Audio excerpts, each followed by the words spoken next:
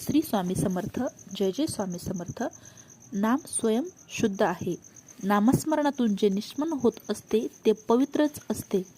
त्यास आणखी काही लागत नाही. नामस्मरण स्वयं शुद्ध आहे, त्यामुळे ते सर्व शुद्ध करू शकते. नामस्मरणातून उत्पन्न होणारे पडसाद घ्यावेत व आपल्या जीवनाचा मार्ग आखावा.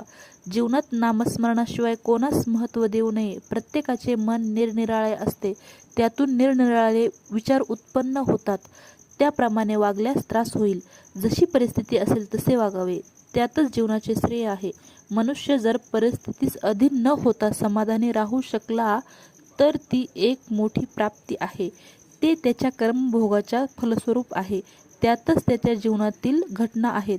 सर्व घडामोडीत तो यशस्वीपणे तोंड देऊ शकला तर तो मोक्ष मिळवून निघून जातो.